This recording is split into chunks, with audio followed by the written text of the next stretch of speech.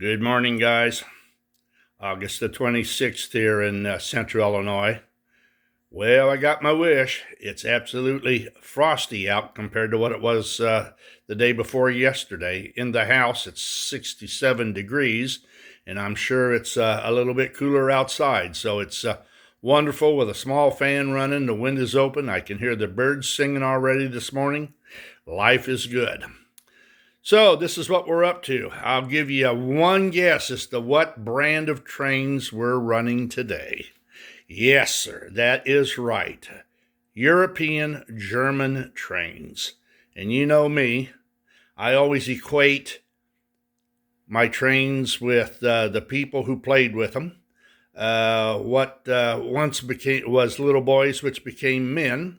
And some of the stuff that I've had over the years is a decent World War I German helmet. They made a number of models of these, and unlike the American helmet, they actually were stamped out in different sizes, whereas American helmets were one size. They had a liner, and then they had webbing so that you could adjust it to your head size. This is an early one. It no longer has a liner in it. Most of those to find a World War I German helmet with a liner is a great find because they were leather. A lot of that stuff rotted away in time. They used what was called horse pillows, padding. They were pads that were on the front and the back, and I think on the side, and they were filled with horse hair. That allowed the helmet to fit a lot tighter, and I don't know if I can show you,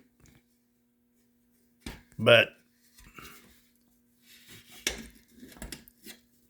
as you can see, there is the steel band, and the leather would have went up underneath of that. And the rivets is what, hard to do it one-handed. The rivet right there is what holds the band in place. Now, these studs are on both sides. A lot of people call these Frankensteins. And actually what that was for is a faceplate. A metal faceplate would hook over those studs, and a machine gunner could bring it down over his face to afford some protection, eye protection. The other stuff I got here are World War I German hand grenades. The two small ones, and I can't pronounce the German, but they equate to egg grenades. They look like eggs. The one with the tall, that's the fuse in the top. And all these were friction fuses. They were a matched fuse. You pulled a wire. The wire was coated with a type of coating, just like when you strike a kitchen match. And that lit the fuse, and then it started to burn down inside. The other one has got what they call a keeper on top of it. That's how they were shipped to the front. They were not shipped with the fuse. The other one I have here, this is a good-sized grenade. It's called a Krugel. If you ever heard the term Krugel, that also refers to Christmas ornaments that Germans made to hang on the trees. They were large balls.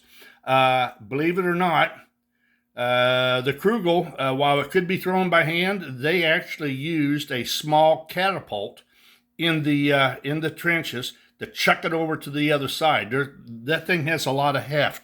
This also has still got the fuse on top.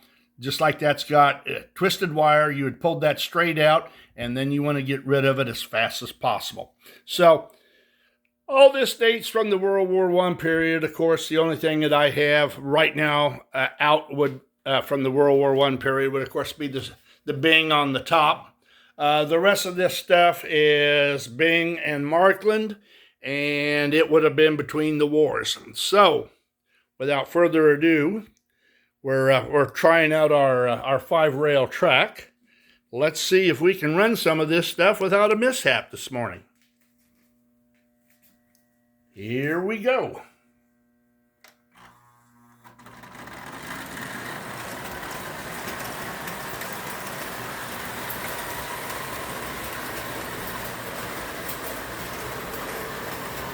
That Bing that I'm starting out right now takes a tremendous amount of my Z just to get it started.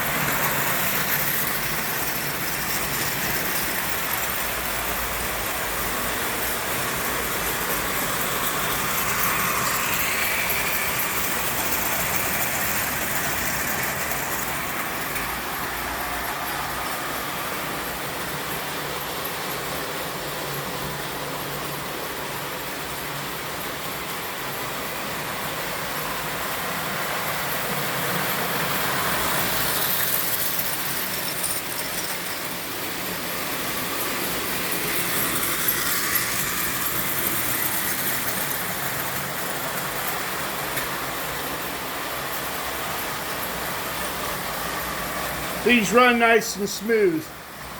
Actually, the Bing is the only foreign outline steam engine I've got. That one there.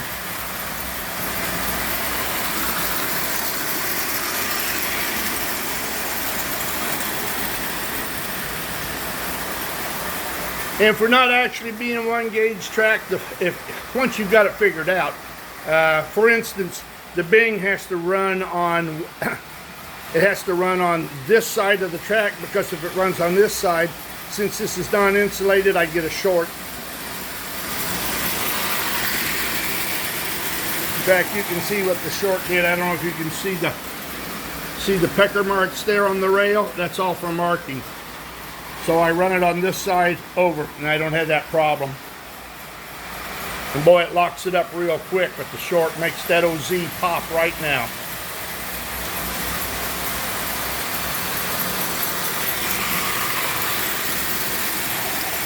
All right. I'm getting high from the ozone.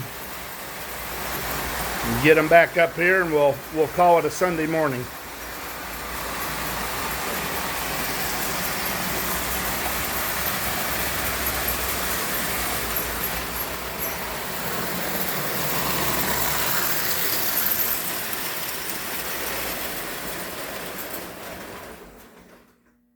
There we are. Well, that's it for today.